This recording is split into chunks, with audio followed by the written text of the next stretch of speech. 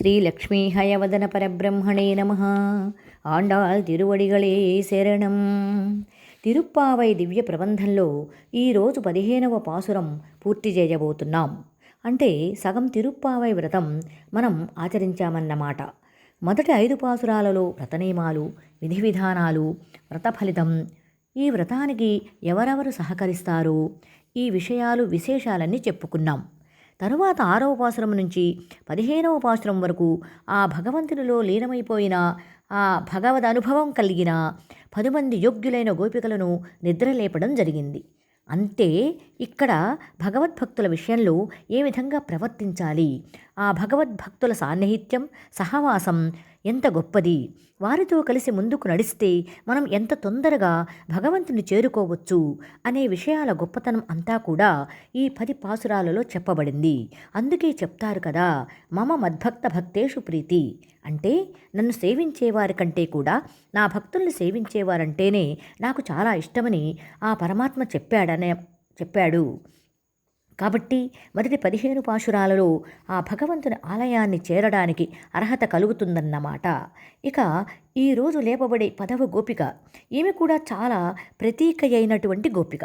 14వ పాశురంలో మనం నేర్చుకున్నాం కదా, గోపికలందరూ కూడా ఆ గోపికను లేపుతూ వైకుంఠవాస, ఆజానుబాహు, పుండరీకాక్ష అని అలా చక్కగా పాడుతూ ఉంటే, వారు చేస్తున్న ఆ భగవన్నామ సంకీర్తనను విని ఆ గోపికల సముదాయంలో చేరాలని, ఈరోజు లేపబడుతున్న ఈ 10వ గోపికకి ఎంతో కోరిక కలిగిందట.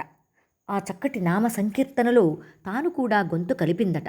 ఎంతో మధురంగా సుస్వరంతో పాడుతూ ఉంటే, ఎవరబ్బా ఇంత మధురంగా పాడుతున్నారు అని బయట గోపికలు కూడా తమ గొంతు ఆ హరినామస్మరణ చేస్తూ ఈ 10వ గోపిక ఇంటి ముందుకు వచ్చి పిలుస్తున్నారు. లోపలి గోపికను ఎంత పిలిచినా ఈమె బయటకు రాలేదు. బయటి గోపికలకు కోపం వస్తోంది. ఇక్కడ చక్కటి విషయాన్ని ఈ పాసురంలో చెప్పడం జరిగింది. మన మనసుల్లో ఎదుటివారి మీద ఉన్న అభిప్రాయాన్ని బట్టి మన భావనలు మారుతూ ఉంటాయి. బయటి వాళ్ళు మా పాటతో గొంతు కలుపుతూ మా మాటలు వింటూనే ఉన్నది, కానీ బయటకు రావడం లేదు, ఎంత పగురు ఈమెకు అని అనుకుంటున్నారు బయటి గోపికలు. గోపికలు పాడే భగవన్నామ కీర్తనలు వింటూ తాను కూడా పాడుకుంటూ భగవంతుణ్ణి స్మరిస్తూ భగవధ్యాసలో లీనమై హాయిగా పడుకుంది లోపలి గోపిక. కానీ అందువలన ఆమె బయటకు రాలేదు. ఆమె బయటకు రాకపోవడం బయట గోపికలకు నచ్చలేదు. ఆహా, ఎంత పొగరు, బయటకు రావడం లేదని వాదన మొదలైంది. ఇష్టం లేని వారు మంచి చేసినా అది నచ్చదు, ఇష్టమైన వాళ్ళు తిట్టినా పొగడినట్లే ఉంటుంది. అందుకే ఈ పాశురంలో ఆండాళ్ తల్లి మనకు ఏం చెప్తున్నారంటే, మన మనస్సు ఎప్పుడూ కూడా నిర్మలంగా ఉండాలని, ఎటువంటి కల్మషం ఉండకూడదు అని, మన ఆలోచనలు సానుకూలంగా ఉంటే చుట్టూ ఉన్న వాళ్ళందరూ కూడా మనకు అనుకూలంగా దైవీ గుణాలు కలిగి ఉన్నట్లు, మన మనసుకు దగ్గరగా ఉన్నట్లు కనిపిస్తారు. అటువంటి భావాలను నింపుకున్నప్పుడే మనం ఆ భగవంతుణ్ణి చేరుకోగలుగుతామని ఈ పాశురాలలో ఆ తల్లి చెప్పడం జరిగింది. లోపలి గోపిక నిద్రలేచి కూడా బయటకు రావడం లేదు అనే ఉద్దేశంతో లోపలి గోపికకు బయట గోపికలకు వాదోపవాదం జరుగుతోంది. ఒక ప్రక్క వీళ్ళు అడుగుతూ ఉంటే లోపలి గోపిక సమాధానం చెబుతూ ఉంటుందన్నమాట. ఆ విధంగా ఈ పాసురం చాలా చక్కగా ఉంటుంది. ముందుగా ఆండాళ్ తల్లిని స్మరించుకుని మనం ఈ పాసురాన్ని పాడుకుందాం. ఆండాళ్ తిరువడిగళే శరణం. 15వ పాసురం. ఎల్లే ఇళంగిళియే இன்னமுறங்குதியோ இல்லென்றளை ஏன்மின் நங்கை மீர் போதருகின்றேன் வல்லையுன் கட்டுரைகள் பண்ணேயுன் வாயறிதும் வல்லீர்கள் நீங்களே நானேதா நாயுடுக ஒல்லை நீ போதாய் உனக்கென்ன வேறுடையை எல்லாரும் போந்தாரோ போந்தார் போந்தெண்ணிக்கொண் வல்லானை கொன்றானை மாத்தாரை மாத்தளிக்க வல்லானை మాయనై పాడ ఏలోరెంబావాయ్. ఈ పాసురంలో ఈ విధంగా లోపలి గోపిక బయట గోపికలు మాట్లాడుకుంటున్నారు. ఓ లేత చిలుక, ఇంకా నిద్రపోతున్నావా? అయ్యో ఇదేమిటి అని బయట గోపికలు అంటున్నారు. ఓ పూర్ణులగు గోపికలారా, చికాకు కలిగేటట్లుగా ఒక్కసారి అలా గట్టిగా పిలవకండి, ఇదిగో నేను వస్తున్నాను అని అంటున్నది లోపలి గోపిక.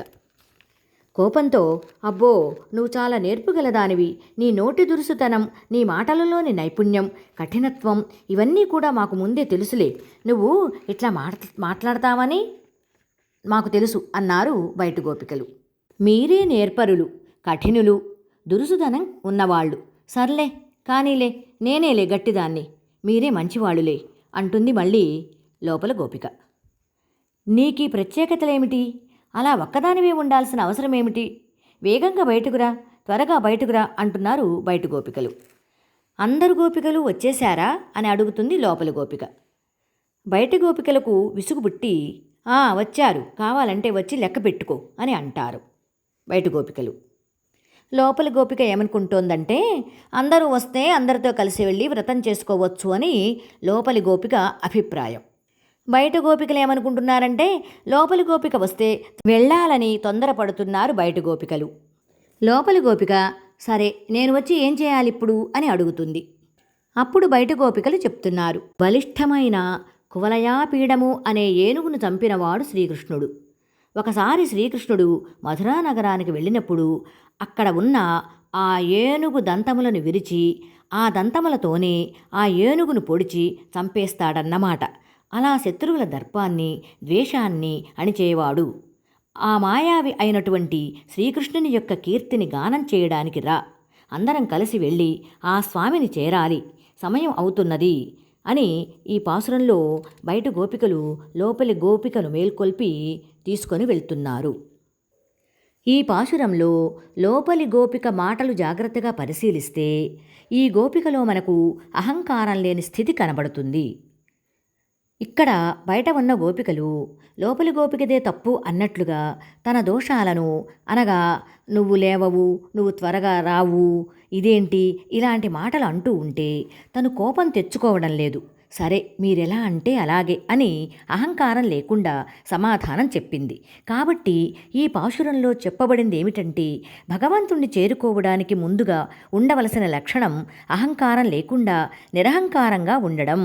అంటే పెద్దలు ఏదైనా చెబితే అది కాదు ఇది కాదు అని వాదన చేయకుండా ఉండుట, వారు చెప్పింది విని అందులోని నిజానిజాలను గ్రహించి లోపముంటే మార్చుకోవడానికి ప్రయత్నించాలని ఈ 10వ గోపిక నిరహంకారమునకు ప్రతీక అని తెలుస్తున్నది.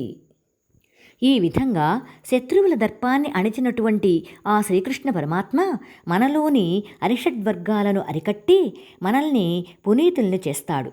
కాబట్టి మార్గశీర్ష వ్రతానికి రమ్మంటూ ఈ పాశురంలో ఈ 10వ గోపికను మేల్కొల్పుట జరిగినది.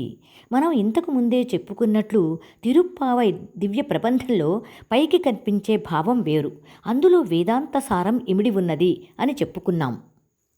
ఈ 10 పాశురాలు తీసుకుంటే అందులో 2వ పాశురంలో శయ్యాదన శయ్యోం, అనగా పెద్దలు చేయని పనులను చేయము, ఇంతకంటే గొప్ప మార్గదర్శకం ఏముంది?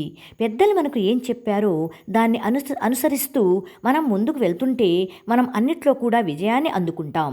ఇంకా మిగిలిన పాసురాల్లో గమనిస్తే పెద్దలు మనకు ఏదైనా దోషాలు చెప్పినప్పుడు వాళ్లకు ఎదురు చెప్పకుండా, కోపం తెచ్చుకోకుండా, వాదన చేయకుండా దాన్ని స్వీకరించడం, అదంతా మన మంచికే అనుకోవడం చాలా గొప్ప లక్షణమని ఇందులో చెప్పబడింది. ఇక మనం చేసే పని మనకే కాకుండా లోకానికి కూడా మేలు చేసే విధంగా ఉండాలని చెప్పడం జరిగింది. అలాగే భగవద్భక్తులతో కలిసి ప్రయాణం చేయాలి అనే గొప్ప సందేశం ఇవ్వడం జరిగింది. మనం చేసే ప్రతి మంచి పనిలో కూడా మన చుట్టూ ఉన్న వాళ్ళని కలుపుకుంటూ పోవాలి, వాళ్లకు కూడా భాగస్వామ్యం కలుగజేయాలి. మనలో ఈర్ష్య, అసూయ, ద్వేషాలను తీసివేయాలి. మంచి భావాన్ని నింపుకుని మనం ఆనందంగా, సానుకూలంగా ఉన్నప్పుడు మన జీవితం, మన చుట్టూ ఉన్న పరిసరాలు అందరం ఆయురారోగ్యాలతో, సుఖశాంతులతో, భగవత్ కృపతో ఆనందంగా ఉండగలము అని చెప్పడంలో ఎటువంటి సందేహం లేదు. మన జీవితాన్ని నడిపించే ఈ తిరుప్పావైలోని 15 పాశురములను మనం నేర్చుకోవడం మన పూర్వజన్మ సుకృతం. ఆ ఆండాళ్ళు తల్లి శ్రీకృష్ణ పరమాత్ముడు మనకు ఇచ్చిన గొప్ప వరం. ఈ పాశురంలో ప్రబోధించబడిన ఆళ్వార్లు తిరుప్పాణాల్ ఆళ్వారులు. పూర్వభాగమైన 15 పాసురములు పూర్తి చేసుకున్నాము. రేపు ఉత్తర భాగమైన 16వ పాసురంలో మళ్ళీ కలుద్దాం. జై శ్రీమన్నారాయణ.